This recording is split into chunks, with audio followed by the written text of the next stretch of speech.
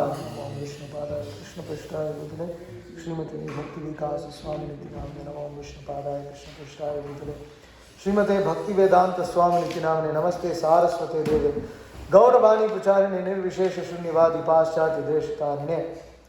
जय श्री कृष्ण चैतन्य प्रभु नित्यानंद श्री अद्वैत गदाधर श्रीवासादि गौर भक्त वृंद। हरे कृष्णा कृष्ण कृष्ण हरे हरे, हरे Ram Ram Ram Hare Hare. Hare Krishna. You know where Nana Bar is? What's he doing?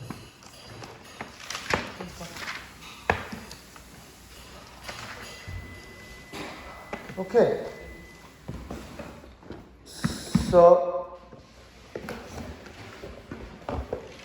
So our subject of discussion in this seminar, Vaishnava epistemology, is primarily the Vedas. And so why are we discussing this? This forms the introduction to the Ishopanishad. And in the introduction to Sri Ishopanishad, Srila Prabhupada discusses this subject. He discusses the subject of the four Vedas.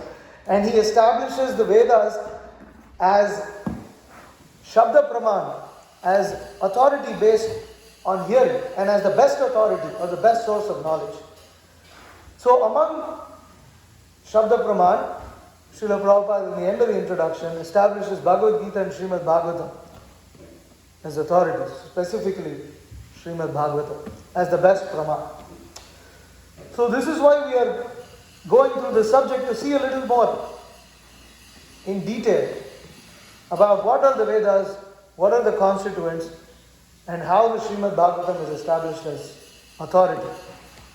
So, there are two more sessions left in the seminar. Today, the primary subject of discussion will be how the Vedas are preserved. Because if one is referring to Vedas as an infallible source of knowledge, one has to be confident that these Vedas have not been tampered, or at least that one should know of a system that prevents the Vedas from being tampered, that prevents the Vedas from being misused or mixed with other ideas. So, this is one of the reasons why, people challenge the authority of say, texts like the Bible and the Quran, or specifically the Bible, because the Bible is a text that has gone through so many changes over the centuries. And sorry.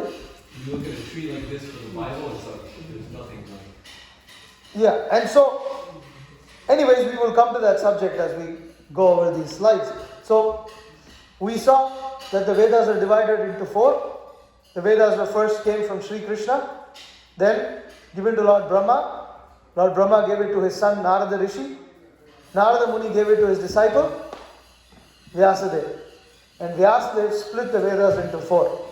So these are the four Vedas: Rig, Yajur, Sama and Atharva, according to different subjects. The Rig Veda deals primarily with prayers, Yajur Veda deals with performances of sacrifices, and Sama Veda deals with prayers and hymns in musical meters, and Atharva Veda deals with everything else: economics, Ayurveda, so many things. Actually not Ayurveda, economics, the art of carving, or the art of building, Vastu, how a house should be organized, where the kitchen should be, where the bedroom should be. These are all found in Atharva Veda. So a lot of material sciences.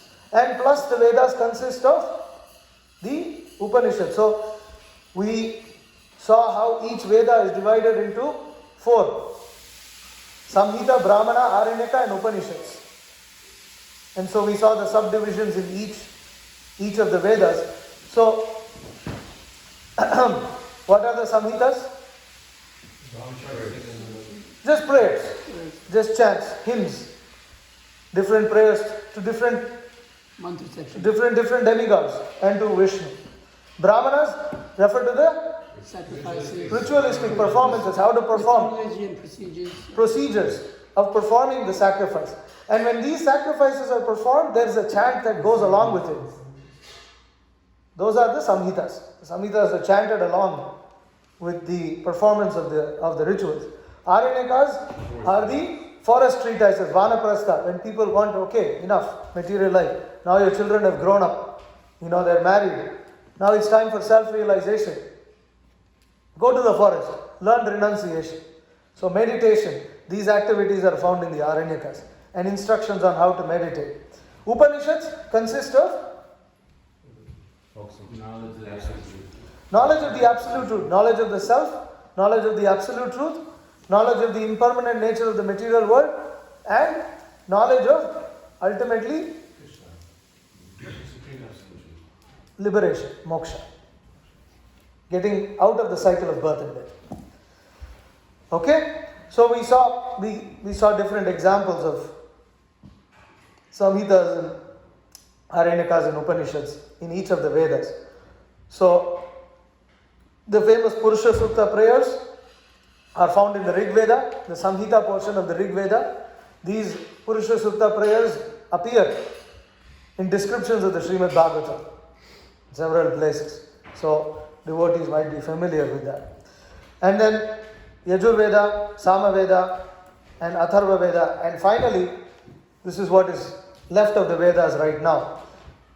Totally, there are 1130 branches of the Vedas, which are divided into 1130 Samhitas, 1130 Brahmanas, 1130 Aranyakas, and 1130 Upanishads, of which what is remaining now, just 11 Samhitas, 18 Brahmanas, 7 Aranyakas, and 220 Upanishads. So most of the Vedas have been lost.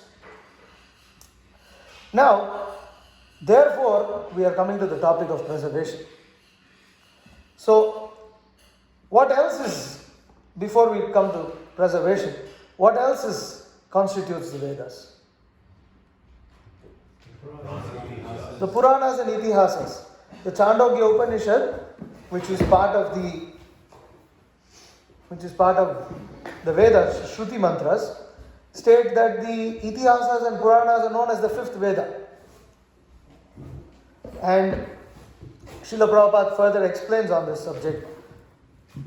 And we went through an extensive purport of Srila Prabhupada in Adi Leela chapter 7, text 106, as to what did we discuss over there? The Prasthanatraya, the three sources of knowledge. This is where we concluded yesterday. That ultimately, the Vedas consist of three sources of knowledge. Shruti Prasthan, which refers to the Upanishads, Nyaya Prasthan, which refers to the Vedanta Sutra, and Smriti Prasthan, which refers to the Gita, Mahabharata, and the Upanishads. So these are the three sources of knowledge in the Vedas. If you take all that extensive Vedas, these are the three subjects that you are concerned of. To do what? To build houses? To check one's astrology?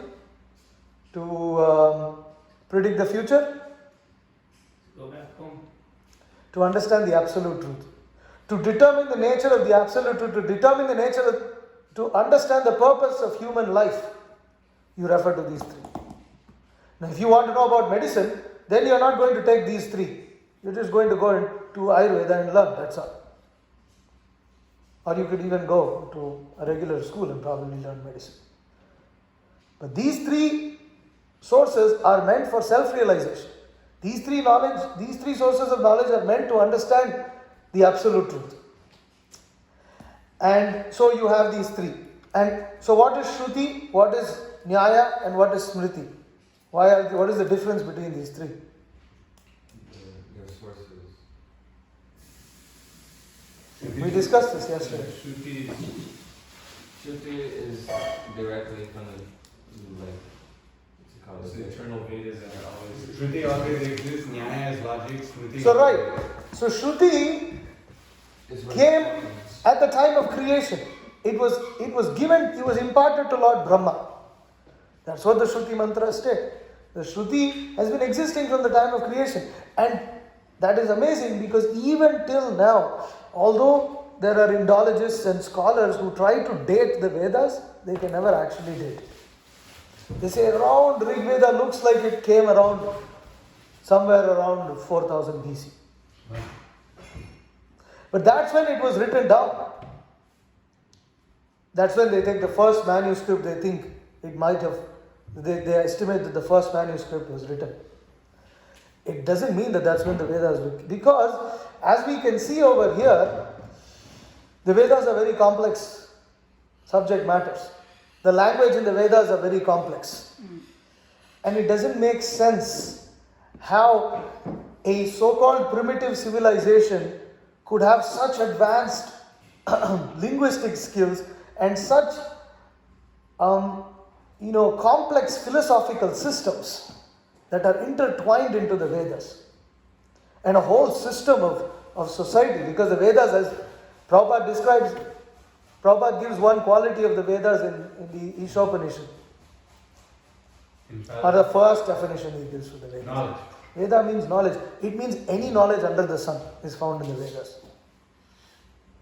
Therefore, you will find in the Vedas,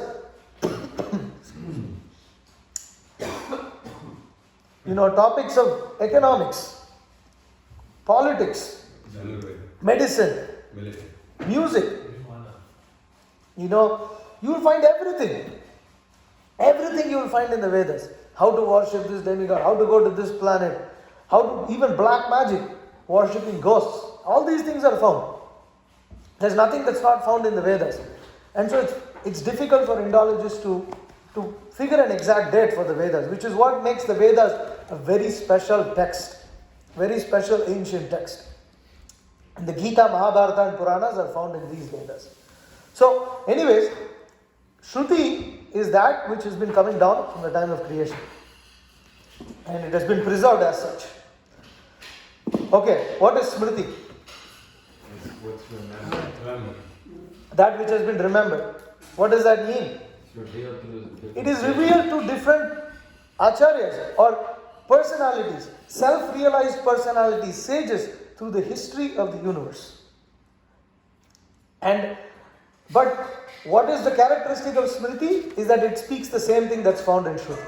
It's not different. It's the same subject matter that is spoken. But it is revealed, or that which is remembered. And what is Nyaya? Nyaya is logic. Nyaya is logic. Why is it so? Why is this so? Why? Because it presents the same thing in a logical It way. presents the same knowledge in a logical way. Or it helps build the logic and builds the systematic understanding of the Vedas. So, Shruti declares that the Supreme Absolute Truth is Vishnu. Smriti talks of historical incidents of different devotees worshipping Vishnu in this manner. That bhakti is the best means to achieve self-realization. Or that by bhakti, the spirit soul will actually achieve the happiness that it is seeking. That the spirit soul, the jiva, which is constantly in search of happiness in this material world, in lifetime after lifetime, will finally achieve happiness by worshipping Vishnu. And it gives so many examples and methods of worshipping Vishnu. And then what is Nyaya? Logic. Why is this so? Why is it so? How to understand? Then in Nyaya, the different, and the main subject of Nyaya is three. If you are considering the Vedanta Sutra, we saw this yesterday also. Yeah. Sambandha, Abhidheya and Prayojana. So Sambandha is where, why? So why does the living entity have to worship Vishnu?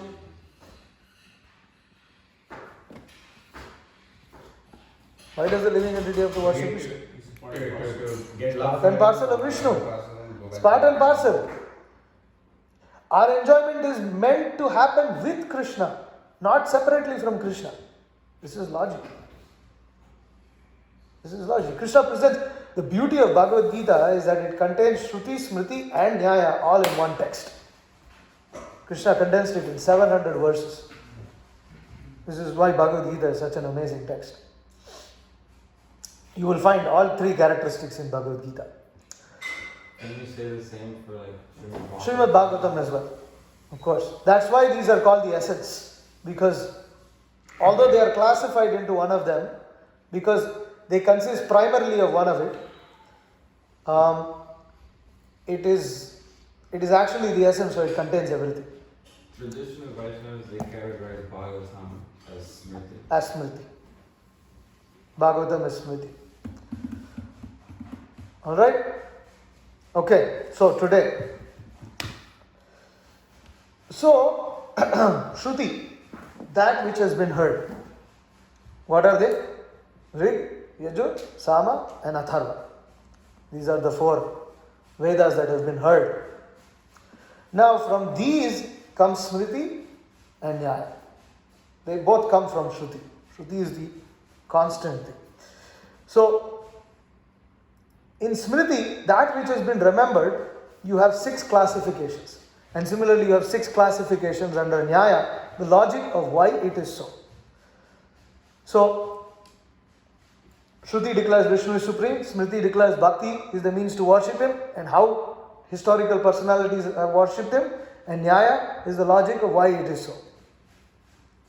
So, in the Puranas, you have the 18 Mahapuranas and you have the 18 Upapuranas, and you literally have an innumerable count of Sthala Puranas. So, the Mahapuranas, any examples? The Mahapuranas are those that are classified into 3. Sattvic, Rajasic and Tamasic. Puranas in the mode of goodness, Puranas in the mode of passion, and Puranas in the mode of ignorance. And so, some examples: Vishnu Purana, Srimad Bhagavatam, Garuda Purana, Padma Purana,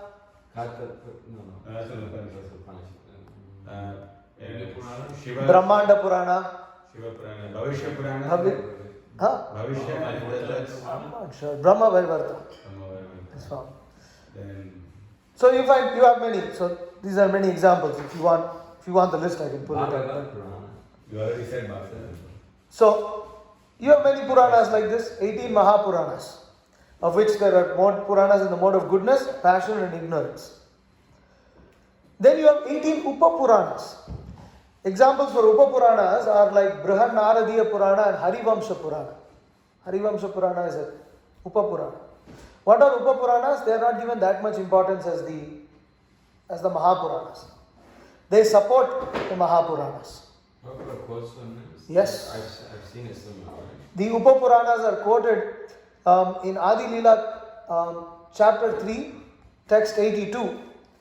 Krishnadas Kaviraj Goswami quotes from the Upapurana. It says the Upapurana state that Krishna is worshipable, or Vishnu is the supreme worshipable object. So there Upapuranas are specifically mentioned. So Upapuranas are also Pramana. And then you have Sthala Purana. Sthala Puranas are pastimes in a particular place or stories of a particular holy place. And they are also quoted. For instance, if you go to a particular place, you hear this is the story that happened here. You may see, for instance, any thoughts? Srirangam. Srirangam. In Rajpur, Mayapur, and Jagannath, they have the story of like how he came. And I think this is. Someone is like this Facebook Live when someone keeps calling on Facebook. So you're supposed to enable do not disturb. But that's for internet call. No, It's yeah, for everything. for everything. Okay. Then Jagannath. So many places, for instance, you go to Mayapur, we hear the story. In Mayapur, we've heard the story. What story we heard? So Narasimhadev story. Huh?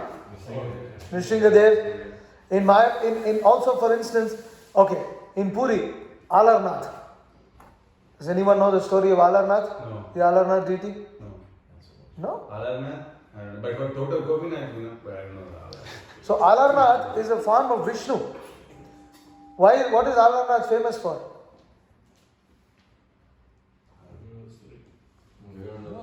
You've read Chaitanya Charitamrita? Yeah. It's mentioned there, Alarnath. When Jagannath is sick before the Ratha Yatra happens, Jagannath Abhishek happens, Snana Yatra happens. After that, Jagannath exhibits the pastime of being sick, where no one is allowed to have darshan of Jagannath. At that time, Chaitanya Mahaprabhu, feeling separation from Lord Jagannath, would go to Alarnath. He would go to Alarnath and stay there. Now it's interesting because Alarnath is a deity of Vishnu. Why did Chaitanya Mahaprabhu go specifically to Alarnath? He didn't go somewhere else. He didn't go to the deity of Sakshi Gopal, for instance. This is also close by. Why did he go to Alarnath? The story is that Alarnath is actually Vishnu, but is Krishna. This is the form that Krishna exhibited when the gopis were searching for Krishna after Krishna left them in the middle of the Rasa Leela. The gopis were searching for Krishna. And at that point of time, they see a form of Vishnu. And the gopis are not attracted. They offer obeisances to Vishnu. They say, have you seen Krishna? And then they keep going. But it is actually Krishna who is exhibiting the form of Vishnu. And our acharyas further reveal that Krishna at that point of time, seeing the love of the gopis, he is unable to control himself and turns himself in, reveals back his original form as Krishna. So this is, although it is Vishnu, it is Krishna who, being so attracted by the love of the gopis, comes there just to see how the gopis are not even attracted to his majestic opulence as Vishnu. That they are simply interested in his sweetness as Krishna. And Krishna, being so attracted to that, gives up exhibiting the form of Vishnu and assumes his Shyamasundara two-handed form with the flute and resumes the Lasa Leela with the gopis. So Chaitanya Mahaprabhu goes there to Alarnath in this mood. This is what is this? You will not find this anywhere. This is a Sthala Purana, revealed by the acharyas. In this way, if you go to Tirupati, you go to Kanchipuram, you go to Dwaraka, so many places and so many pastimes. This happened here, that happened here. How do you know? It's a local Sthala Purana. Now, these things are accepted as long as they are in accordance with the revealed texts, especially with the 18 Mahapuranas, or in specific for our understanding, the Srimad Bhagavatam. Or at least that they should have been stories accepted by acharyas. In this way, the Sthala Puranas can be accepted. And in this way, Sthala Puranas are also taken with a little grain of salt. So then you have the Itihasas, the Mahabharata and the Ramayana. They are also Smriti. Then you have the Dharma Shastra. Prabhupada quotes Manusmriti, Parashara Smriti. You see Prabhupada quote. In Manusmriti it is stated. Also in this would come texts like Chanakya Niti. Manu Samhita, Manusmriti is the same thing. Okay. Manu Samhita, Manusmriti, same. Talks about Dharma. In Manu Samhita and Manusmriti it is stated like this. Prabhupada says, Chanakya Pandit says, 3 things should be, quelled immediately. What are they? Death, disease and fire. These 3 things should never be allowed to grow. They should be quelled immediately. So Prabhupada quotes these things. Then you have the Vedangas, which are Shiksha, the phonetics. Chandas refers to the meter. So phonetics, what is Shiksha? Phonetics. Any idea? Any guess? Grammar is like Phonetics. grammar. Yeah, then we are pronouncing, right? You see the Srimad Bhagavatam, you get the verse. So every day we chant and we pronounce these verses. This is phonetics. And if you go to the back of any of the BBT books, you will find a pronunciation guide. That is phonetics. So prior to this, they didn't have it? Because this is Smriti, so prior to this being revealed, it was non-existent. No, it's not that it was non-existent. It appears in different forms. There are different ways of pronunciation, different pronunciations for different languages. And specifically even Sanskrit, the Sanskrit we speak is Devanagari. There are different types of Sanskrits. There are different phonetics that come along with it. So where was this in the Shruti? So for instance, So Vyakarana is revealed by some people. I forget. Vyakarana. There are different sages, rishis. Panini? Slips. Huh? Panini. Panini is an example. He is an expert in grammar. And Panini's sutras explain grammar. And Prabhupada says, Panini says this. You will find in his purport. Panini says this. But Panini is a historical personality. What happened before Panini? So do you understand? These things can be added and subtracted, explained. But when you are talking about the Shruti, Rig, Sama, Yajur, Atharva, it's the same. There is no change in it. Yeah. These have some transformations. But as long as they are in line with Shruti, they are accepted. So then you have Chandas, meter. What is meter? We sing in a particular thing. Like it. Tatte nukampam susamikshamano bunjane vakmakritam vipakam hitvagvabhuve vidadan namaste. So when you sing, you have a meter. So that's what it is. So Vyakarana, grammar, Nirukti, etymology. What is etymology? Any idea? Root of words. You will find that Prabhupada quotes this also often in regards to the acharyas. Especially when you have this instance of Divya Saraswati, when some demon is criticizing Krishna, or like we just read for Nrsimhadev's appearance day, how Prahlad Maharaj was being criticized by Hiranyakashipu, his father Hiranyakashipu. And then, Vishwanath Chakravarti Thakur gives explanation. Oh no, this is what it means. And he breaks it down. He takes the root of it, each thing. And he explains the whole meaning in a different way. So you cannot do that if you don't understand Nirukta. You cannot do that if you don't understand etymology. And this is done even in English. They go to the root Latin word. This comes from the Latin word. This comes from the Greek word. Like this. Then you have Jyotisha, astronomy, which includes both astronomy and astrology. What is the difference between astronomy and astrology? Astronomy has to do with It's astrology, the stars. constellation. Astronomy is the Astronomy is just understanding the position of different planets and the different stars and all this thing. Astrology is to you. Astrology is interpreting their movements. What is the significance of their movements? What does it portend for the world? It's the practical application. Right. And then, looking at horoscopes and things like that. And then Kalpa refers to ritual. So these are Vedangas. How to perform certain rituals, what are the procedures, what should be done before, what should be done later. So then you have the Upavedas, which is Ayurveda, which is found in the Rig Veda, holistic medicine. Then you have Dhanurveda, which refers to warfare, which is found in the Yajur Veda. And then obviously Samaveda, which is musical by nature, has Gandharva Veda, which is the science of music and dance. So Natya Shastra, how to dance, different styles of dancing, this is found. So the Ayurveda is not in the Karma. No, I made a mistake, I'm sorry. Yeah. And then Stapatya Veda and Artha Shastra, which Stapatya Veda refers to architecture, and Artha Shastra, I made a mistake here. Artha Shastra refers to economics. Economics are found in Atharva. And then 6 other writings of the Acharyas. Examples?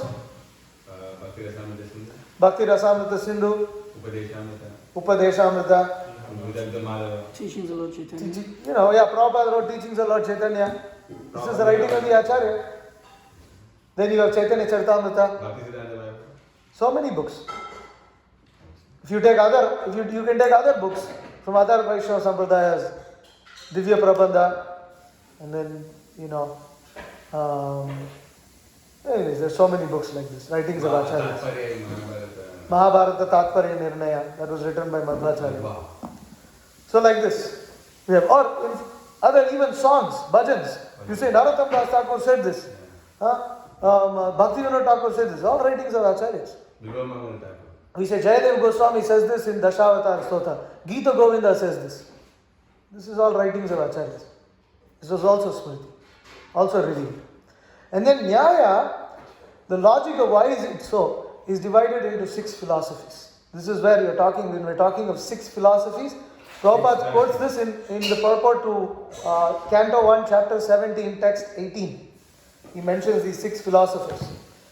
So the 6 philosophies are Vaisheshika, which is spoken or written by Kannada. Kannada.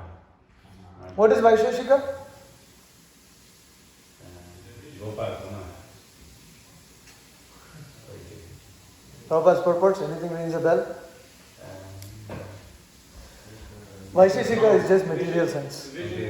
Just dividing into atoms. Just dividing everything into atoms and categorizing things according to atoms. Atheistic. That is Vaisheshika. Where they just break everything down into atoms. Atheistic philosophy. And yeah, Vaisheshika is atheistic. But then even understanding the atoms. Now, why are we discussing this? Is it found in the Srimad Bhagavatam? Yeah. It is found. Kapila Dev says it. It is spoken. It's the second entry. Right? So you will find the Srimad Bhagavatam dividing things into atoms. Okay. Then Nyaya. What is Nyaya? Logic. Nyaya is just logic. How to make arguments? What is logic? What are valid arguments? What are invalid arguments? What are the different types of arguments? What are logical fallacies? You have one logical fallacy, you have another logical fallacy. You know? So these are, for instance, anyone read philosophy? Does anyone know what ad hominem means? Basically, it is like Attacking a person, not their others. So when you're talking a subject, when there's an argument going on, there's an argument, and instead of discussing the subject at hand, you attack the person. oh, well, you smell bad. You know? So that the argument is, you know, you don't know how to drive properly. You didn't drive properly. How did you drive? You drove. You jumped a signal. But what about you? Your wife is so horrible, you're so horrible, your kids are so horrible, you know, you're such a stingy person, you look so black, you know, or something like that. This is called ad hominem. You're trying to deflect the argument by attacking the personality of a person. So this is read even in regular school. So that's an example. So Gautama in his Nyaya Shastra discusses all of this. Nyaya Sutra, he discusses so many types. And Anumana Pramana, the ability to understand logic is taken from Gautama. His rules are taken. Even our acharyas take it. When they form arguments, trying to establish a particular point. The Vedanta Sutra is also, follows those rules found in Nyaya, which we discussed in a previous session. Then Yoga Sutras by Patanjali. What is it? It's the That should be the easiest answer. So yoga, Ashtanga Yoga process. The process of achieving the eightfold mystic perfections. Yeah. Right? What are the eightfold mystic perfections? Anima, Lagima, Mahima. Huh? Anything in English? Anima Becoming bigger than the biggest, becoming smaller than the smallest. And then all the procedures of pranayama are found in Patanjali's Yoga Sutras. All the different types of asanas are found in Patanjali's Yoga Sutras. Then flying. You know, so how to meditate, Patanjali gives. How to calm the mind down, Patanjali gives the method in his Yoga Sutras. Okay, then what is Sankhya? Sankhya is by Kapila. Dividing it, this is like just breaking the atoms. So it's not necessarily breaking into atoms. There's a difference between Vaisheshika. Difference between matter and Breaking into spirit. elements. Elements is you breaking down matter into elements, and then finally what do? Spirit. You come to spirit. You classify gross elements, classify subtle elements, and then finally you come to spirit. Krishna speaks Sankhya and Bhagavad Gita. Where? Sixth chapter. No. Second chapter. Verse. Second chapter. 11 canto. Verse. What verse? Bhumirapo nalavayu kamano buddhirevesha ahankara iti me bhinna aprakriti ashtaka. Aparayamatasana. He splits it. He splits it into 8. This is what Kapila Muni does. Kapila Dev does in the third canto of the Srimad Bhagavatam. Of course, he does it in much detailed manner. Mahatattva and all this is broken down into. So this is Sankhya. The reason, the difference in Sankhya. So what is the difference between the atheistic Kapila and the incarnation of the Supreme Personality of Godhead Kapila? Incarnation spoke about devotion. Now this, but atheistic The Kapila. atheist doesn't mention the soul. Atheistic Kapila doesn't mention the soul. He just splits he just splits matter in a different way compared to Vaisheshika. That's all. So the Sankhya philosophy is meant to just break down matter and then understand, I'm not this matter. I'm spirit soul. And then ultimately understanding the source of all the spirit, which is the Supreme Personality of Godhead, Krishna. Okay. So Sankhya refers to the 24 elements and their interaction. God is just a functional deity. And then what is Karma Mimamsa? Karma Mimamsa was propounded by Jaimini. Everything is based on your own activities. Doesn't matter if there's a God or not. You have to give him So the it's not necessarily atheistic, but you could call it some level of agnosticism. You don't really care so much. While Karma Mimamsa discusses everything about karma. We're talking about these four stages of karma. What are they? Comes in the Bhagavatam again. The bija. You get the seed, Yeah. bija. Sorry, you have the kuta, you have the desire. Then you have the seed, bija. So the desire to enjoy this material world. Then bija forms the seed of that desire. Bija is when the circumstances are right, and now a seed is there. Seed is there, and then aprarabdha. What is aprarabdha?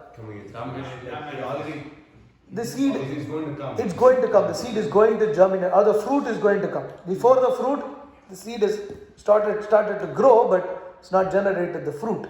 And prarabdha is when it's fructified. Is when now you are experiencing the result of that karma. So you have the desire. So all these four stages are explained in Karma Mimamsa, and they go into so much detail about what types of rituals can destroy which types of karma, and how the results can be counteracted, how one can generate good karma, and what are the results of good karma, what are the results of bad karma, and so much detail. So basically that Karma Mimamsa talks about a whole system of how to live in life. How to live in a manner that you can basically keep going between the heavenly planets and the earthly planets, and heavenly planets and earthly planets don't go down. Just keep trying to enjoy. And if you can, stay as long as you can in the heavenly planets. So this is Karma Mimamsa. And there is God, there is a creator, but why do you care? You figured how to enjoy, so just learn this. And if you have to offer respect to God, then you do that, but that is also for the sake of enjoyment only. That's it. Okay. Then finally, Uttara Mimamsa or Vedanta Darshana, which is by Vyasadeva. What is that? Is it the Vedanta? It is the Vedanta Sutra. But what is the Vedanta Sutra? It's a compilation of all, it's a summary of the entire Vedic knowledge and aphorisms. Right? It gives The essence of the it Upanishad gives the knowledge of Sambandha. gives the knowledge of Sambandha, Abhidheya and Prayoga. He gives the knowledge of the living entity and the Supreme Personality of Godhead, the relationship between the living entity and Supreme Personality of Godhead. What is Prayojana? Love. The means to worship Him. Prayojana? Sorry, Abhidheya is, sorry, my bad. Abhidheya is the means to worship Him. How to achieve love of God? This is Abhidheya. And then Prayojana is what is that love of God? What is that fruit love of God? This is Prayojana. And this is what the Vedanta Sutra talks about in its 4 chapters. How are they split? First 2 chapters? Sambandha. We saw that. First 2 chapters talk about Sambandha. Third chapter talks about Abhideya. Abhideya, and the fourth chapter talks about Prayojana. Okay. This is Shruti, Smriti, and Nyaya.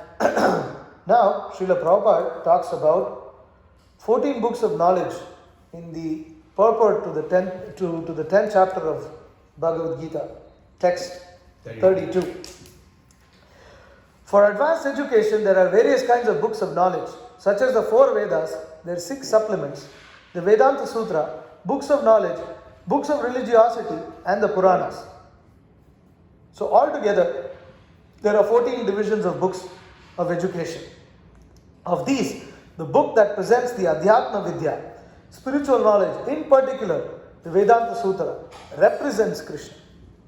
The Vedanta Sutra, among all these 14 texts, of all that we saw, the Vedanta Sutra represents Krishna. Okay? So, what are the 14 books of knowledge? Vedas. The 4 Vedas, Rig, Sama, Atharva, and Yajur. Then, Vedangas. the 6 Vedangas, which refer to Shiksha, Chandas, Vyakarana, Nirukta, Jyotisha, and Kalpa. These are the 6 Vedangas. And then everything else that we saw in this whole chart goes into the Upangas, the 4 Upangas. Dharma Shastras, Nyaya, Puranas, and Vedanta Sutra. Do you want to go back to understand this, or shall we proceed? It's just a technical point. Right? So, and the Vedanta Sutra is the essence of it. Now, a civilized society has all these 14 books of knowledge. A civilized society functions for all its material and spiritual needs based on these 14 books of knowledge. And all these occupational duties and engagements, how to live in this world, how to become happy, how to earn money, how to sustain your family, how to run an empire, how to grow food, how to fight in war, and then finally, how to achieve self-realization. This is all described in these 14 books. There's nothing that's more needed than these 14 books. And in an ideal Daiva Varnashrama society that our acharyas envision to establish, one will find elements of all these present. Because this is what constitutes culture and civilization. There has to be occupation. People have material desires and they are purifying themselves. So one must have different types of engagement. But at the same time, all the occupations must be in such a manner that one can still practice Krishna consciousness. One has time to do so. And that one will not forget Krishna. One will be reminded of Krishna. So these 14 books of knowledge help dharma to be established in society and help people to progress onto the path of self-realization and help them achieve Krishna consciousness. In this environment where there are these 14 books of knowledge, more people will take up to Krishna consciousness than fewer. Whereas right now there are so many distractions. These 14 books of knowledge not only help one to be happy in material life and peaceful in material life, but it also helps them to achieve self-realization, because the culture is so structured that Brahmanas are placed above, sannyasis are placed above, the renunciants are given importance, and the renunciants are expected to discharge spiritual knowledge when and wherever possible. So it's a very complex system, and most of it has been unfortunately lost. Even if one goes to India, one will not find this. But the reason this is being described over here is that when devotees establish a self-sustaining farm community, eventually these cultures and these things have to be brought in, because these constitute education and this constitute culture. But our acharyas are only interested to bring them to the extent that they facilitate Krishna consciousness. And they do, therefore they will be brought. But being material sciences, they have a limit, as everything. Just as we may use a phone, in Krishna's service. There's a limit on how much you're supposed to use it. There's a time when you have to put it away and chant our rounds. There's a time when we have to put it away and read Srila Prabhupada's books. So similarly, anything material has its place in assisting Krishna consciousness. And there is a system where conditioned souls might not become bewildered by such material prospects and take to Krishna consciousness. Can you go back to the chart? You want me to go to the... Okay. Yeah. For instance, I'll give you an example. Jyotisha, astronomy. This is an important science for devotees to cultivate. Why? It helps people match horoscopes, find good times to execute different things. Say you're planting a crop. If you choose a good time to plant a crop, then your yield has a higher chance of becoming more fruitful. That means better economic prospects for oneself. Right? If one performs certain activities at a particular time, or if one is wanting to marry, then you have a certain material conditioning. Your partner has a certain material conditioning. These material conditionings are best found in horoscopes. And therefore one is matched. Of course, now where does bhakti kick in? Srila Prabhupada at the same time has spoken how horoscopes are not needed for devotee marriages. That is when both the husband and wife are ready to fully surrender their life in Krishna consciousness, which was the case during Srila Prabhupada's time. But then you find other places where Srila Prabhupada recommends the same thing. So, this is according to time, place, circumstances, material subjects have their place in helping one. Because if one's married life is peaceful, then one can practice Krishna consciousness peacefully. But if there is constant disturbance within one's family, if there is fire within the house, then, very difficult to chant Hare Krishna. So in this sense, the different material sciences have their place in Krishna consciousness. Okay? Alright, so now I'm going to go quickly, I'm going to show some videos here. Before that, how are the Vedas preserved? This is a technical subject, but it's an interesting subject to understand. These were how the Vedas were encrypted. And there are these many methods of chanting the Vedic mantra. And how many are there? 1, 2, 3, 4, 5, 6, 7, 8, 9, 10, 11. So 11 methods. 11 or 12? I'm not able to count on the screen. 4, 8, 11. Okay. So, these are ways in which the same verse is chanted differently so that nothing is included. For instance, Samhita part is exactly like we are chanting. What is the first verse of Bhagavad Gita? This is Samhita part. Dharma kshetre kuru kshetre samaveta yuyutsavaha mamaka pandavas chaiva kimakurvata sanjaya. Okay. What's a common verse that everyone knows? Everyone knows that? Dehi nosmin yata dehe kaumaram yovanam jara tata dehantara prapte dhiras tatra namokhiti. Okay, this is Samhita part. What is pada? What is pada part? Pada part is each word pronounced distinctly. Dehi, asmin, yata, dehe, kaumaram, yauvanam, jana. This is pada part. You're not chanting it the same way. Okay, this is each word pronounced distinctly. Then you have Kramapat. People who know how encryption is done in software will understand that this is just encryption. So now you take the first and the second word. Dehi asmin. Dehi asmin.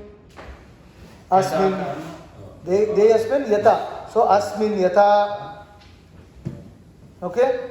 So this is how it comes. 1, 2. Asmin yata, dehe, asmin yata, dehe. Yata, dehe. Dehe Kaumaram, like this. This is Kramapat. And then Jatapat. What is Jata?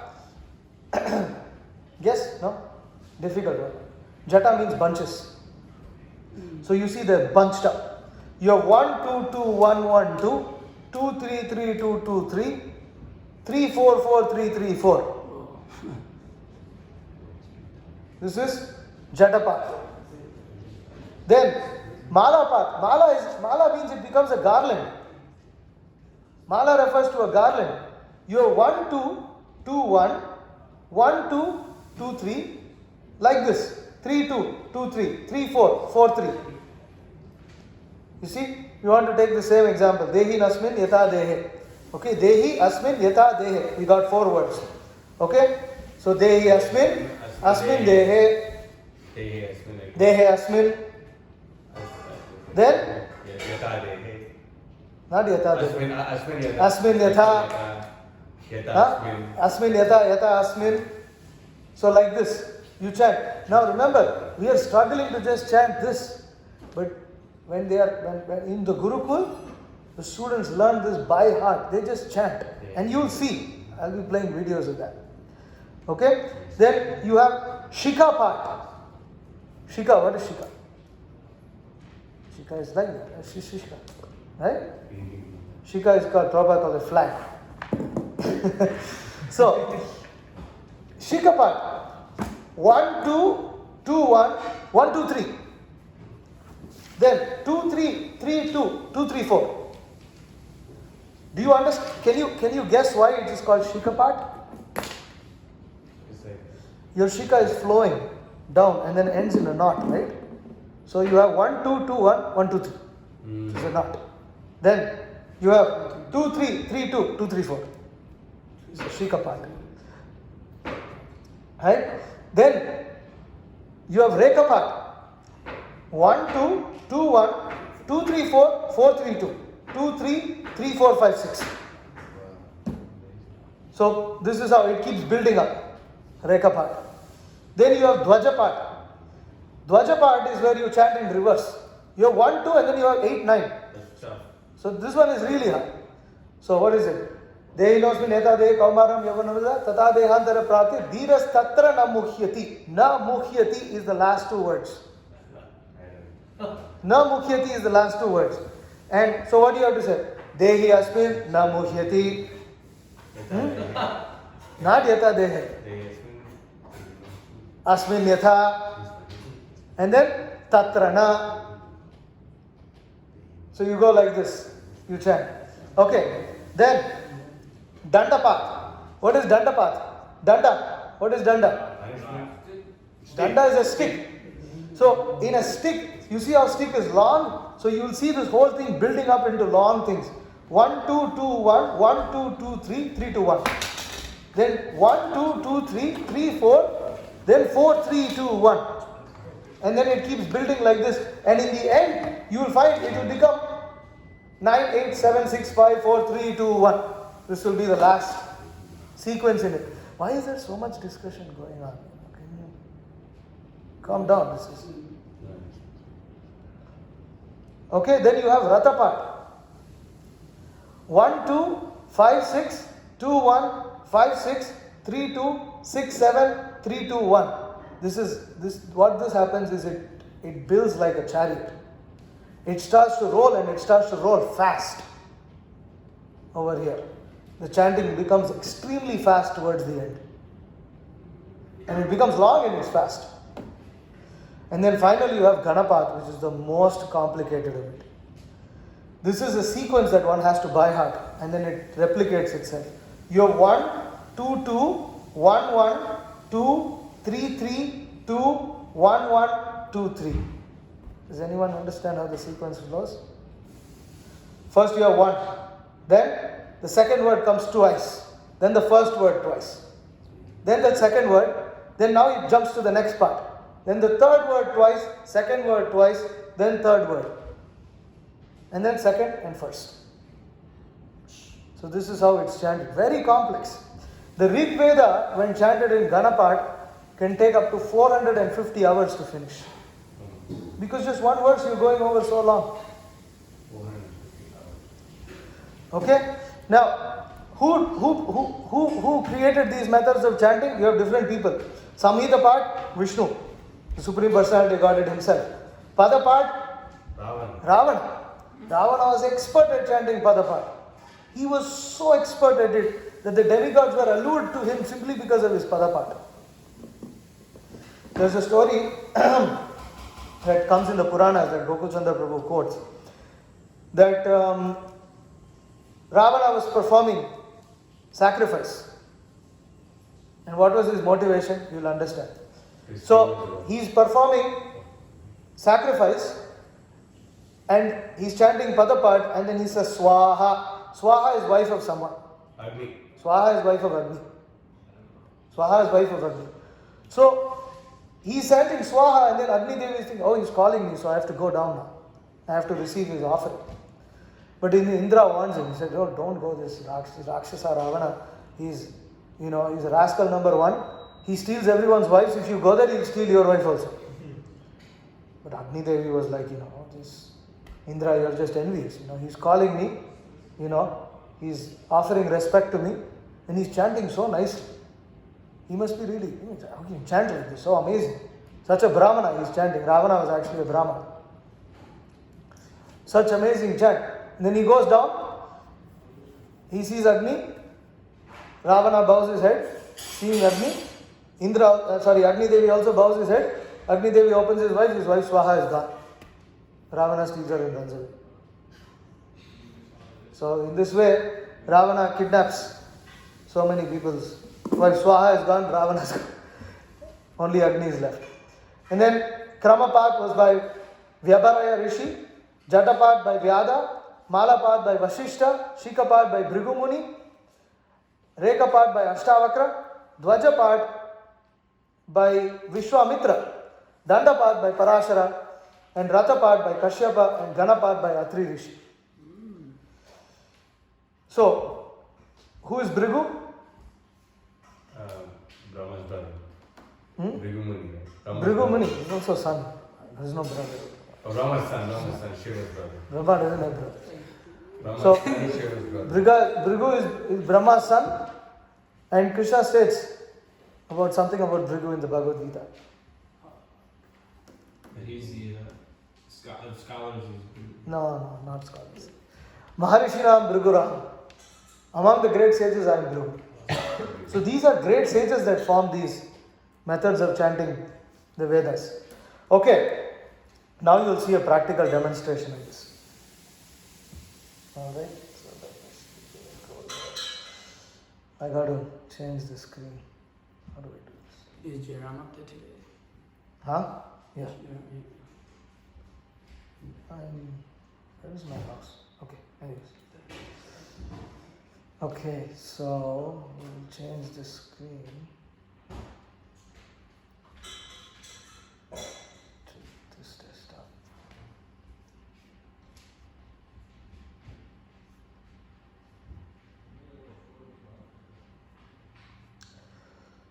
Okay, and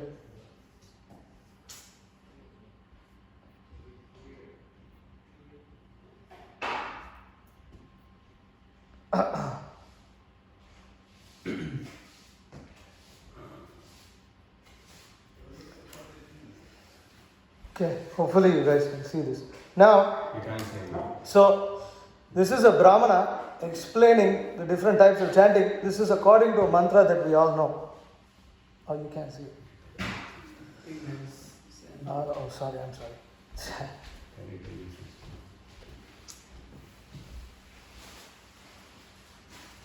Okay, can you see now?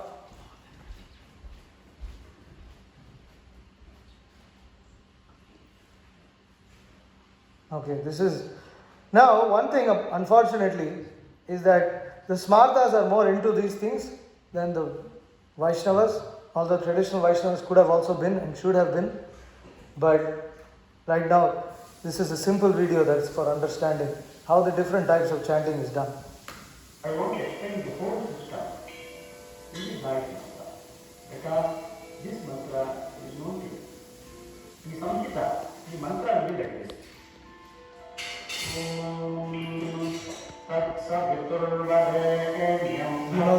देवस्य धीमहि धियो यो नः प्रचोदयात्. This is the Gayatri mantra.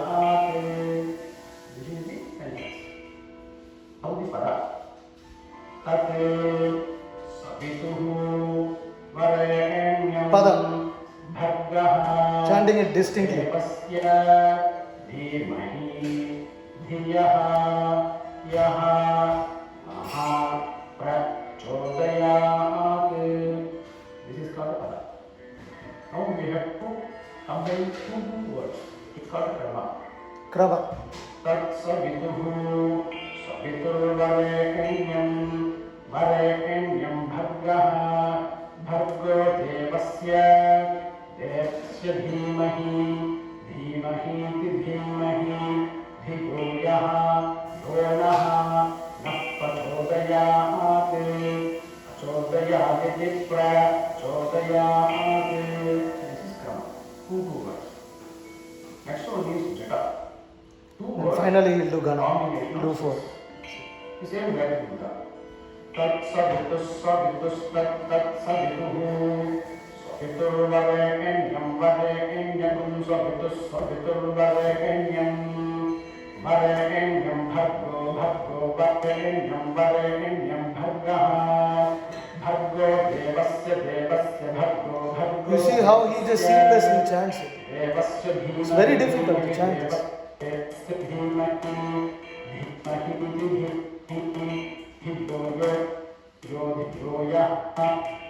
Okay.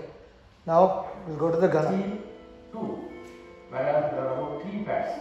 That is why even when you make that pinna in Tamil, so you can see only two, but there are about three things in the night. So we are having three kramas.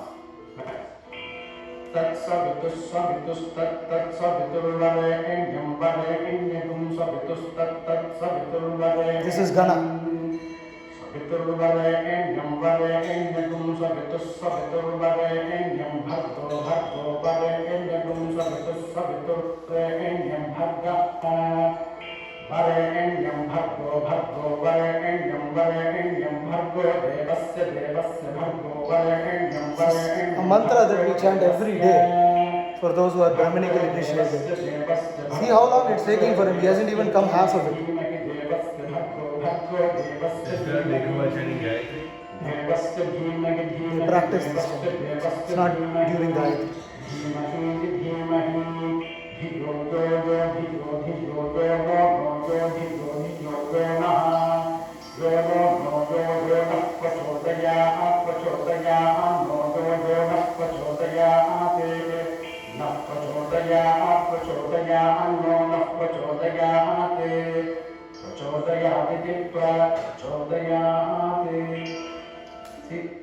So you can imagine they would chant the entire Vedas like this. This is not normal. You have to understand how much importance is given to the Vedas. That they spend so much time just preserving and chanting it like this, front and back. When they would chant this is at the end of Yagyas. They would just chant. So I have a video for that. And then we'll understand how this is related to what we do. I'm not playing the second video. It was another demonstration. But anyways. We can just play this. Okay. Now these are Brahmanas chanting the Ganaparayanam. Just see how sweet it sounds.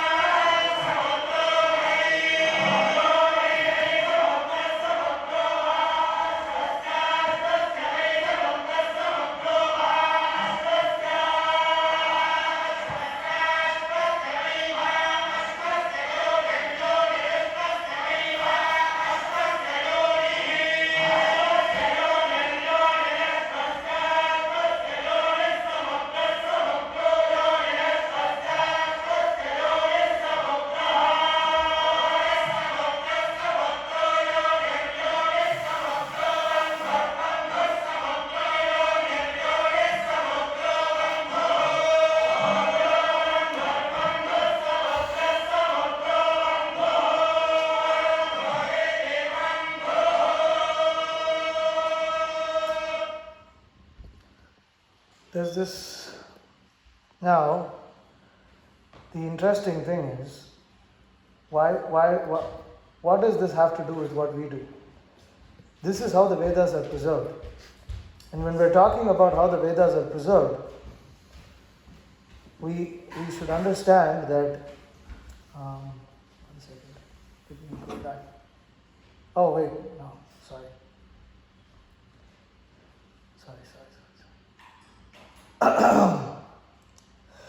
We should understand that the enthusiasm in preserving the Vedas is the same. That you see that gusto, the way they were chanting, so much gusto, because this is how transcendental knowledge is chanted. This is how the transcendental hymns of the Vedas are chanted. And there are specific rules and regulations as to how to chant. The preservation carries so much importance that no syllable, no sound should be lost. No unauthorized upward or downward movement of the note should happen. There's a particular upward and downward movement, even that is unauthorized.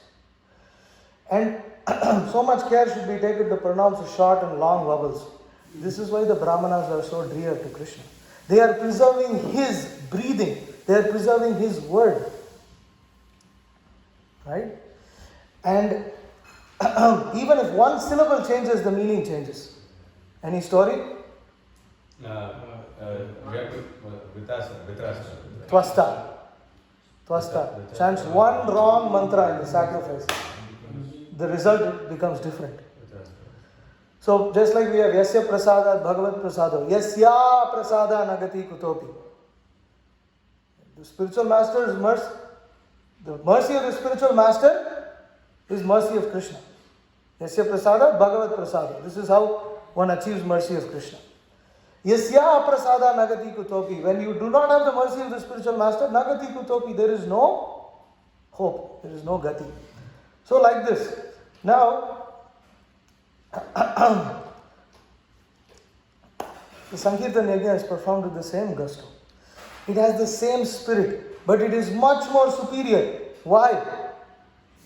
You will find that Srila Prabhupada, the previous acharyas, and including devotees who are very perfected in the art of chanting, they are very particular about how the chanting must be done.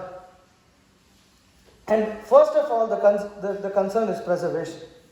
That Sankirtan Yajna must go on. It's a concern of all the acharyas. It's the concern of Sri Chaitanya Mahaprabhu. What did the Brahmanas with Sri Chaitanya Mahaprabhu do? They weren't chanting Ganaparayanam. They were chanting the Sankirtan Yajna because this is non-different. Or in fact, it is actually much more superior. And you will find that in that Sankirtan Yajna, the same gusto is there, but the difference is, what is the difference? Understanding. Pleasure to the most internal part of Krishna's heart. You see, exactly. You see, the Veda chanting is just preserving Krishna's words. But Sankirtan is Krishna himself. It is calling out to Krishna. It is developing a relationship with Krishna. It is loving relationship with Krishna. It is what Krishna wants. The purpose of preserving all that Vedas is to chant, is to do for Sankirtan. And Sankirtan has the same characteristics, but much more. It's performed with the same gusto, it's performed with the same intention of preservation, but the advantage of Sankirtan over others is that even people who cannot chant the Vedas, who cannot even understand the Vedas, after some time if you sit that Ganaparayanam, if you don't understand what's going on, you'll just fall asleep. It's very complicated. But Sankirtan is not like this. It is immediately accessible to the people of the world. And the same spirit is found in book distribution as well. So, in this video, you can see how Srila Prabhupada, it's amazing video, such a good video. Famous.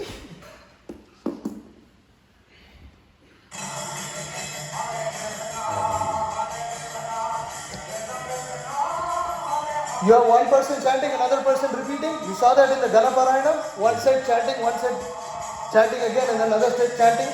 Same Sankirtan. Why do you have call and response? The same spirit of Vedas is found in this. But this is the heart, this is the essence.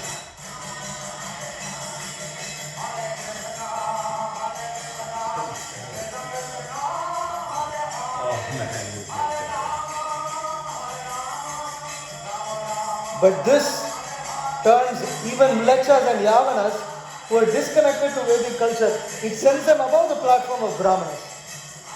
Makes them higher, makes them Vaishnavas.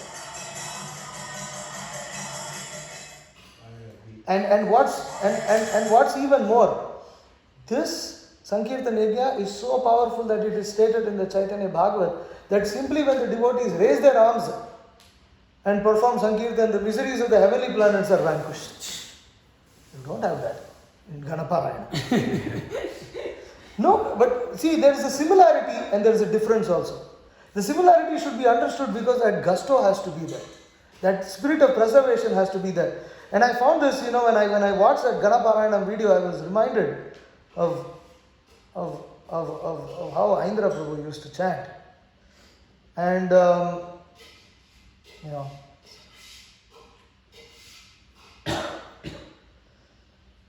it's just, and you find when for instance, when Ram Rai Prabhu was performing Kirtan at one of our Shravan Kirtan camps in Vrindavan, Chitta Hari Prabhu from Salem told me the same thing. He said, see how he's chanting. He's so particular.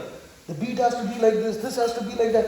It's the same spirit. The Brahmanas are like this. You go on the Ganapara and say something stupid, they'll slap your face.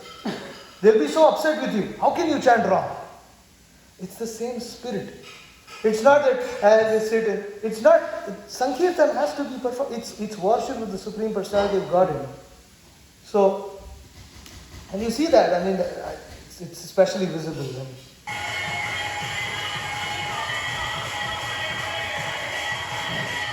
one person chanting, another person repeating.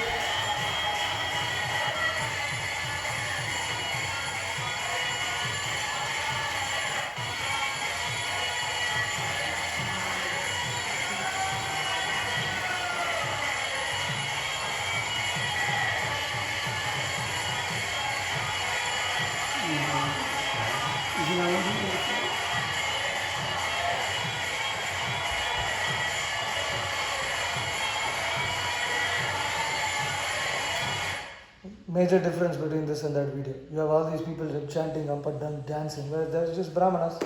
Only the Brahmanas are benefited. Of course, the world is benefited by such chanting, no doubt. But this is much more beneficial. And this is meant for Kali Yuga. If we perform this, then even that Ganaparayanam is not happening, no problem. If the Ganaparayanam happens and this is not happening in Kali Yuga, okay, so with this, I conclude. Any quick questions or comments?